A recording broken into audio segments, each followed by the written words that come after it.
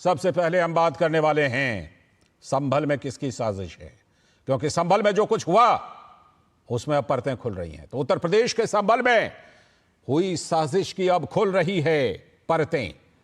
कुछ स्थानीय नेता लोगों को गुमराह कर भाग निकले। स्थानीय सपा सांसद जियाउर रहमान बर्क पर एफआईआर दर्ज की गई है।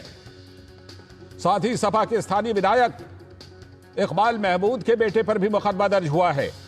इन दोनों सपा नेताओं पर वहां पर दंगाइयों को भड़काने के आरोप हैं। तो संभल में हुई घटना में कुल 7 मुकदमे दर्ज किए गए हैं। हिंसा और आगजनी में 3 लोगों की मौत हुई है। लेकिन देखिए, सपा ने जजों को ही सर्वे कराने के फैसले को लेकर घेर लिया। दंगाइयों को नहीं, बल्कि जजों को घेर रहे हैं। तो वहीं कांग्रेस ने जिला प्रशासन को ही दोषी करार दे दिया। इस बीच जिला प्रशासन ने अब हालात सामान्य होने का दावा किया है। प्रशासन का कहना है कि अब वहां पर सब कुछ नियंत्रण में है। प्रशासन द्वारा उपद्रवियों की पहचान करने की कोशिशें भी तेज हो गई हैं। लेकिन बड़ा सवाल है कुछ जो हम पूछ रहे हैं कि कोर्ट के आदेश से वो सर्वे टीम गई थी, तो सर्वे टीम पर पत्थरबाजी क्यों? और क्या अदालत और संसद के बजाय सड़क पर भीड़ पत्थरबाजी करके फैसला लेगी? संविधान खतरे में का नैरेटिव देते हैं ये लोग, संविधान की कॉपी लहराते हैं, लेकिन खुद नियम कानून का पालन क्यों नहीं करते? सड़क पर उतरी भीड़ और पत्थरबाजों का समर्थन कर रहे हैं ये लोग। इस बीच संभल बवाल पर लोकसभा में भी हंगामा हुआ। आज शीतकालीन सत्र का पहला दिन था, तो लोकसभा में भी यह मुद्दा उठा और वहां पर भी हंगामा किया गया विपक्ष के द्वारा। अब आपको प्रशासन की बातें सुनवाते हैं। संभल क्षेत्र के कमिश्नर आंजनेय कुमार का कहना है कि पत्थरबाजी किसी लड़ाई का हल नहीं हो सकती। मस्जिद के सामने गाड़ियों में आग लगाई गई। पीछे से मस्जिद के धुआं उठता दिखाई दे रहा है और इसको अलग तरीके से उस पिक्चर को प्रेजेंट किया जा रहा है। मस्जिद के ऊपर पथराव उसी भीड़ ने किया। मस्जिद को क्षति पहुंची कि नहीं, इसका आकलन अभी बाकी है, उसको बाद में करेंगे। पर अनायास ही वहां पर खड़ी गाड़ियों को जलाया गया, अनायास ही वहां पर लोग इकट्ठा हुए, जिसकी कोई वजह नहीं थी। वहां पर पूरी चीज़ों को डिस्टर्ब करने की कोशिश की गई। कोर्ट की लड़ाई कोर्ट के जरिए होती है, इकट्ठा होकर पत्थरबाजी के जरिए नहीं। तो निश्चित रूप से उनको उकसाया गया इस बात के लिए। वहीं इस क्षेत्र के पुलिस अधीक्षक कृष्ण कुमार ने बताया कि कुल 800 लोगों के खिलाफ मुकदमा दर्ज कर लिया गया है। दीपक राठी नाम के हमारे सब इंस्पेक्टर हैं, जो भी कल घायल भी हुए थे, उनके द्वारा, जो यहाँ के एकता चौकी प्रभारी भी हैं, 800 लोगों के खिलाफ मुकदमा लिखवाया है उन्हें। जियाउर रहमान बर्क और सोहेल इकबाल नामक ये 2 नामजद अभियुक्त हैं, जिनको उन्होंने अभियुक्त बनाया है। उनके द्वारा बताया गया है कि भीड़ को इन लोगों ने भड़का के बलवे का रूप दिया।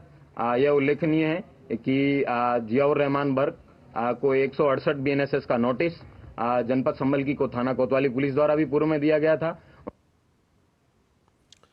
वहीं इन सबके बीच केंद्रीय मंत्री और भाजपा के वरिष्ठ नेता गिरिराज सिंह ने विपक्ष पर संभल को बांग्लादेश बनाने का प्रयास करने का आरोप लगाया है। विपक्ष के लोगों ने जानबूझ करके सोची समझी रणनीति के तहत वहां पे सर्वे टीम पे हमला नहीं था, ये भारत के संविधान पर हमला था, भारत के लोकतंत्र पे हमला था। ये भारत को जलाना चाहते थे। इन लोगों ने कहा था कि भारत को बांग्लादेश बनाएंगे, ये संभल को बांग्लादेश बनाना चाहते थे। और जैसा कि हमने आपको बताया कि सपा के नेता राम गोपाल यादव ने तो प्रशासन को ही कटघरे में खड़ा कर दिया और डीएम एसपी के खिलाफ हत्या का मुकदमा दर्ज करने की अपील कर डाली। हम ये मांग करते हैं कि जिन लोगों ने गोली चलाई है, जिनके लिए जिम्मेदार वहां के डीएम एसपी हैं, इन पे हत्या का मुकदमा कायम होना चाहिए। वहीं सपा के प्रमुख अखिलेश यादव ने सरकार पर आरोप लगा दिया कि सरकार चुनावी धांधली पर पर्दा डालने के लिए ऐसा कर रही है। जगह जगह से वीडियोस मिले हैं, कवरेज है पूरा का पूरा कराया गया ये दंगा है। और किसने कराया? सरकार ने कराया, क्योंकि सरकार जो बेईमानी कर रही थी, सरकार जिसने वोट लूटा, सरकार ने जिसने मशीन पर ईवीएम की बटन बार बार पुलिस से दबाई, प्राइवेट ड्रेस में पुलिस लगाई, उस चुनाव में इनकी धांधली, इनकी चोरी न पकड़ी है, इसलिए जानबूझ करके संभल में घटना कराई है। आप देख रहे हैं इसमें किस किस तरह के बयान आ रहे हैं। यानी कि अदालत ने एक फैसला दिया, अदालत के फैसले पर सर्वे टीम वहां पर सर्वे करने के लिए गई और उस पर भीड़ पत्थरबाजी करके फैसला ले रही है, और ये लोग इसका समर्थन कर रहे हैं अपने बयानों में। क्या कुछ चल रहा है संभल में, सीधे जुड़ते हैं अपने संवाददाता विकास सिंह से, जो हमारे साथ इस मुद्दे पर और ज्यादा जानकारी के साथ जुड़ चुके हैं। विकास, कैसे कैसे बयान आ रहे हैं? ये वही लोग हैं ना जो संविधान की कॉपी लहराए फिरते हैं कि संविधान खतरे में है, बचा लो, और यही लोग संविधान के नियम और कानून का ना तो खुद पालन करना चाहते हैं और उल्टा जो इसको भीड़ में बदल करके, सड़क पर उतर करके, पत्थरबाजी करके जो नियम और कानून को तोड़ते हैं उसके पक्ष में खड़े दिखाई दे रहे हैं। जी बिल्कुल, ताकत के दम पर, बवाल के दम पर ये लोग अपनी बातें मनवाने का प्रयास करते हैं, और ऐसी ही घटना हुई थी कल जब यहाँ पर जामा मस्जिद में सर्वे टीम पहुंची थी। तकरीबन 2 घंटे के आसपास तक सामान्य स्थिति रही, लेकिन 9:30 बजे के आसपास जो बवाल हुआ, वहाँ हजारों की भीड़ वहाँ पर जो पहुंची और जिस तरीके से उसने पथराव किया, आगजनी की और धारदार हथियार से हमला किया, पुलिस पर फायरिंग की गई, जिसमें एसपी के पीआरओ के पैर में गोली लगी है, सीओ के पैर में गोली लगी है, एसडीएम का पैर फ्रैक्चर हो गया, यहाँ पर तमाम सारे पुलिसकर्मी बुरी तरीके से घायल हो गए हैं। तो आप समझ सकते हैं किस तरीके से इस घटना को अंजाम दिया गया। जामा मस्जिद के पीछे के रास्ते की वो तीनों सड़क जो पत्थरों से पट गई थी, आज भी वो वहां पत्थर मौजूद, पत्थर गवाही दे रहे हैं कि ये बवाल कितना बड़ा बवाल था जिसको पुलिस ने नियंत्रित किया। फिलहाल तो अब स्थिति नियंत्रण में है। यहाँ पर हमारे पीछे आप देख सकते हैं कि दुकानें भी अब खुली हुई हैं, सामान्य आवाजाही हो रही है यहाँ पर, लेकिन फिर भी इरादे बहुत ही खतरनाक थे। तो इस पर पुलिस आगे की कार्रवाई कर रही है। वहां ड्रोन कैमरों के जरिए जो फुटेज मिली है उनके आधार पर लोगों को चिन्हित किया जा रहा है, और यहाँ के जो सांसद हैं, यहाँ के सदर विधायक के बेटे हैं, उनके खिलाफ एफआईआर लॉन्च की गई है। और खासतौर से जिस तरीके से उनके इससे पहले जो बयान आए थे भड़काने के, लोगों को भड़काने के ऊपर मामला दर्ज किया गया है। और कहीं ना कहीं ये घटना अचानक की हुई घटना नहीं है, क्योंकि वहां पर जो लोग मौजूद थे, जो लोग पकड़े गए हैं, 25 लोगों को हिरासत में लिया गया है, तो उनमें से वो लोग सब यहीं अगल बगल के रहने वाले नहीं थे। 10 से 15 किलोमीटर की दूरी पर वो लोग रहते थे। इसका मतलब उनको यहाँ पर बुलाया गया हुआ था। और इतने सारे पत्थर कैसे मौजूद हो सकते हैं? या तो पत्थर वहां रखे गए थे, पत्थर रखने की साजिश की गई, एकाएक 2, 4, 10 पत्थर तो हो सकते हैं, लेकिन इतनी बड़ी संख्या में अगर पत्थर से पत्थरबाजी की जाती है तो निश्चित रूप से ये एक प्लानिंग का हिस्सा है, ये एक साजिश का हिस्सा है। वहां पर हथियार आते हैं, वहां पर फायरिंग की जाती है। निश्चित रूप से इस पे आगे की कार्रवाई पुलिस की जो होगी वो सख्त कार्रवाई होगी। कहा भी गया है पुलिस की तरफ से किसी को भी कानून हाथ में लेने नहीं दिया जाएगा। विकास, जिस तरह से आप प्रशासन की बात बता रहे हैं, करीब करीब 800 लोगों की पहचान की गई है, और जैसा आप खुद बता रहे हैं कि ये जो बहुत सारे दंगाई हैं, ये स्थानीय दंगाई नहीं है, बोरो प्लेयर की तरह बाहर से लाए गए दंगा करवाने के लिए। एक खतरनाक साजिश का ये खुलासा हो रहा है। पहले के बयानों का भी हवाला दे रहे हैं। 2 बड़े नेताओं की गिरफ्तारी कर चुकी है पुलिस। क्या और भी कुछ लोगों के नाम इसमें सामने आ सकते हैं जिन्होंने ये आग लगाई, जिन्होंने ये वहां पर हिंसा भड़काई और भड़का करके खुद वहां से रफू चक्कर हो गए? बिल्कुल, ये 2 बड़े नाम तो अभी आए हैं, और इसके बाद जो 25 लोग पकड़े गए हैं उनके बयानों के आधार पर आगे की कार्रवाई की जाएगी। साथ साथ वहां पर जो एक एसआई हैं स्थानीय स्तर पर, वो काफी लोगों को पहचानते हैं। उनकी एफआईआर में 150 लोगों को नाम दर्ज किए गए हैं। तकरीबन कुल मिला के 7 एफआईआर की गई हैं, जिनमें 800 से ज्यादा लोग इस मामले में अज्ञात हैं, जिनकी पहचान की जाएगी। एक फुटेज प्रशासन की तरफ से भी कल कुछ फुटेज जारी, आज सुबह फुटेज जारी की गई है। उनमें वो लोग जो तोड़फोड़ कर रहे हैं, बवाल कर रहे हैं, पत्थर चला रहे हैं, आगजनी कर रहे हैं, उनको चिन्हित करने का प्रयास किया जा रहा है लगातार पुलिस के द्वारा।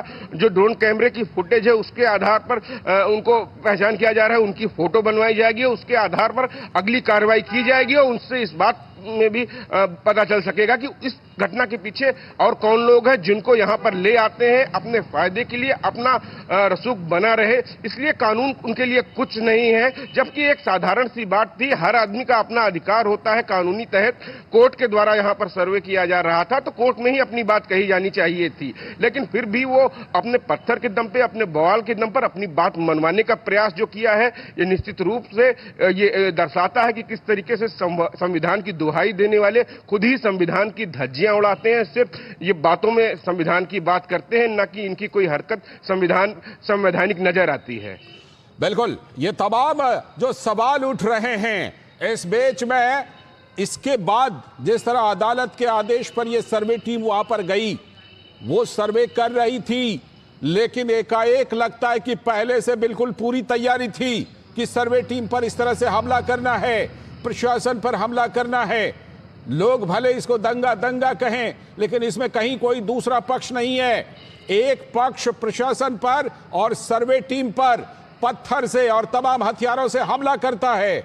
ये पूरी की पूरी साजिश की कहानी, और उसके बाद इसमें जिस तरह नेताओं के बयान आ रहे हैं विकास, बहुत सारे सवाल खड़ा करती है, जिसको आने वाले समय में हम समझ सकते हैं कि उसका खुलासा और ज्यादा होने की संभावना है।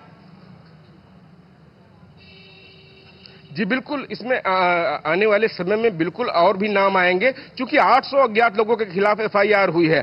आज पुलिस ने जो एसपी थे और जिला अधिकारी थे, प्रेस कॉन्फ्रेंस में वो हथियार भी उन्होंने दिखाए जो दोनों तरफ से किस तरह धारदार थे, और खास तौर से भीड़ में जब बवाल होता है तो उन हथियारों का प्रयोग किया जाता है। तो वो सारे हथियार थे, वहां पर अवैध तमंचे बरामद किए गए हैं, खोखे बरामद किए गए हैं 12 बोर के। तो ये सारी चीजें प्लानिंग थी। अचानक से जो है कह रहे हैं 12 बोर की वहां पर जो कारतूस आए हैं, इसका मतलब जो फायरिंग की गई है, और ये बात का गवाही देती है कि जो एसपी के पीआरओ के पैर में जो गोली लगी है, एसडीएम के सीओ के पैर में जो गोली लगी है, जो बुरी तरीके से वहां पर फायरिंग की गई है, कितनी बड़ी ये घटना थी, किस कदर उन लोगों के इरादे कितने खतरनाक थे। तो पुलिस आगे की कार्रवाई कर रही है। इसमें 800 लोगों को अभियुक्त बनाया गया, धीरे धीरे कर उनकी पहचान की जा रही है, उनको कानून के शिकंजे में लाया जाएगा, और जो आगे चलकर अगर कोई कानून हाथ में लेने का प्रयास करेगा उसके खिलाफ जिला अधिकारी की तरफ से साफ कहा गया है कि रासुका की कार्रवाई की जाएगी, किसी भी प्रकार से बख्शा नहीं जाएगा किसी को। ग्राउंड जीरो पर इस समय क्या स्थिति है विकास, और यह भी बताइएगा कि जियाउर रहमान बर्क जो है उनके ऊपर एफआईआर हुआ है, उनकी तरफ से कोई पक्ष, कोई बयान अभी तक आया है सामने क्या?